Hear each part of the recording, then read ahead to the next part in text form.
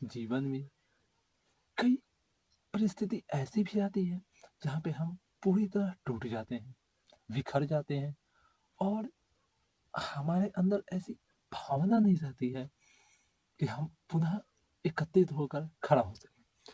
तो ऐसी स्थिति में हमारे पास एक ऐसा पर्सन होता है जो हमें समेटता है और उसे पुनः हमें तैयार करता है। और उस व्यक्ति के लिए हमारे हृदय में, हमारे मस्तिष्क में, या कहें कि हमारे पूरे जीवन काल में उस व्यक्ति का जो महत्व होता है वो किसी भगवान से कम नहीं होता। ऐसा क्यों होता है? क्योंकि आप जब अपना अस्तित्व खो दिए होते हैं तब आपके पास एक भगवान का ही स्वरूप मान लीजिए वो आता है और आपको पुनः एकत्रित करके, आपको एक रूप दे करके और पुनः आपको निखारता है और इसीलिए वो आपके लिए भगवान बन जाता है। कभी कभी ऐसी भी सिचुएशन आती है जिंदगी में कि वही व्यक्ति आपसे अलग भी होने लगता है किसी कारण। बहुत से ऐसे कारण होते हैं जिसका आपको कोई सही से उसका आपको आकलन नहीं पता चलेगा, समझे।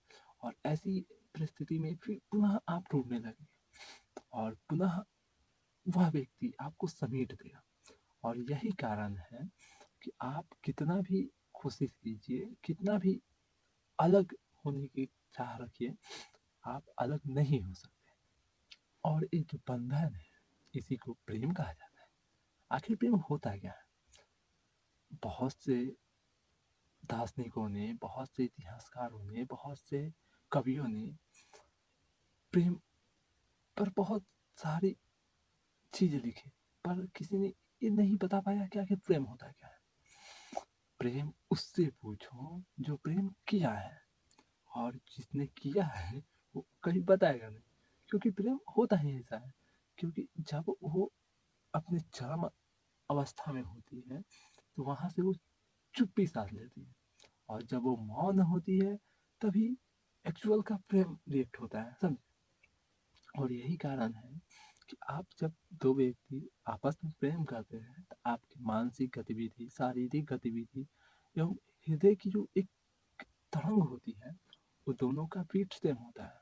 इसीलिए कहा जाता है कि अक्सर दो जब जोड़े जो प्रेम करते हैं उनका हृदय बीट जो होता है, हार्ट बीट, वो एकदम सेम होता है।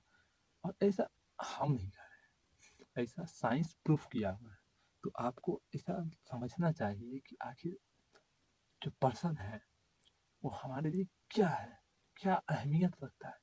और इसलिए जो भी आपके जीवन में पर्सन है उनका रिस्पेक्ट कीजिए, उनको अपनी भगवान की तरह मानिए, समझे।